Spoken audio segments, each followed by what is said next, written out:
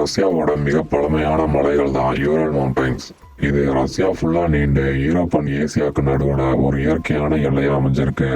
வரலாற்றுல முக்கியமான இடம் இந்த யூரல் மவுண்டைன்ஸ்க்கு நிச்சயமா இருக்கு. அப்படிப்பட்ட இந்த யூரல் மவுண்டைன்ஸ் தன்னோட நீளமான கரடுமுரடான நிலப்பரப்பும் அடர்ந்த காடுகள் மரங்கள் வளங்களாலும் அங்க இருக்க பறவைகளுக்கும் விலங்குகளுக்கும் வாழ்விடமா இருந்துகிட்டு இருக்கு.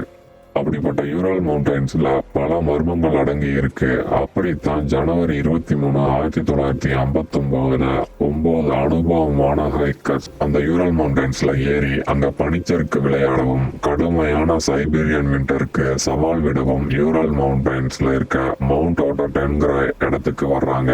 3 வாரத்துல அவங்களோட ஸ்போர்ட்ஸ் கிளப்புக்கு மெசேஜ் அனுப்புறதா சொல்லிட்டு வர்றாங்க. எல்லாமே அவங்க பிளான் பண்ண மாதிரி போய்கிட்டு இருக்கு. அவங்களோட அனுபவங்களை டைரியில எழுதியும் போட்டோஸா எடுத்தும் வச்சுக்கிறாங்க. ஆனா February 1 மோசமான வானிலை காரணமா அவங்க கோலட் சைக்கிள்ங்கிற இடத்துல கேம்ப் போட்டு தங்க வேண்டிய சூழ்நிலை ஏற்படுது. இந்த கோலட் சைக்கிள் அப்படிங்கிற இடத்த அங்க வாழ்ந்த பூர்வக்குடி மான்சி மக்கள் டெட் மவுண்டைன் இறந்த மலைன்னு கூப்பிடுவாங்க. அப்படிப்பட்ட ஒரு சிக்கலான இடத்துலதான் அந்த 9 ஹைக்கர்ஸும் அன்னைக்கு கேம்ப் போட்டு தங்குறாங்க. ஆனா அதுதான் அவங்க வாழ போற கடைசி நைட்னு அவங்களுக்கு தெரியல. இப்போ நாட்கள் போகுது. இந்த ஹைக்கர்ஸோட ஸ்போர்ட்ஸ் கிளப்புக்கு மெசேஜ் போகல. சோ அவங்க இந்த ஹைக்கர்ஸை தேட சர்ச் டீம் அனுப்புறாங்க.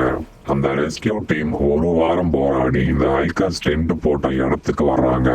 வந்தவங்களுக்கு அவங்க அந்த கஷ்டமான மலைகளை ஒரு வாரம் போராடி கடந்து வந்ததை விட அதிகமான வழியை தர மாதிரி அடுத்து வர போற சம்பவங்களை பார்க்க போறாங்க. முதல்ல ஹைக்கர்ஸோட டென்ட் கிழிக்கப்பட்டு எதையோ பார்த்து பயந்து ஓடின மாதிரி தெரியுது. கொஞ்சம் தூரத்துல டெட் பாடி கால்ல செருப்பு கூட இல்லாம கிடக்குது. அப்படியே கொஞ்சம் தூரத்துல தொடர்ந்து டெட் பாடிஸா கிடக்குது. அதுல ஒவ்வொரு பாடியிலையும் ஒவ்வொரு விதமான இன்ஜுரி. ஃபர்ஸ்ட் பாடியோட தலையில அடி, அடுத்த 2 பாடியில காரை விட்டு ஏத்துன மாதிரி விழா எலும்பு பீஸ் பீஸா நொறுங்கி கிடக்கு. அதிகமான வெளிப்புறம் காயம் இல்லாததை கண்டுபிடிக்கிறாங்க. கூடவே குழப்பத்தை அதிகரிக்க ஹைக்கர்ஸோட ட்ரெஸ்ல ரேடியேஷன் இருக்கிறதையும் கண்டுபிடிக்கிறாங்க.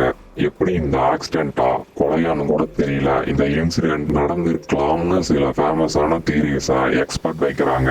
அதுல 3 தியரிய பார்ப்போம்.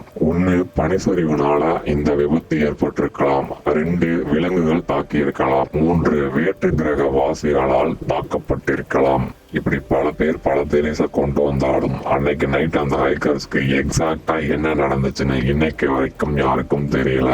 தேங்க்ஸ் ஃபார் வாட்சிங் மக்களே. வீடியோ பிடிச்சிருந்தா அந்த சப்ஸ்கிரைப் பட்டனை தட்டி விட்டு போங்க.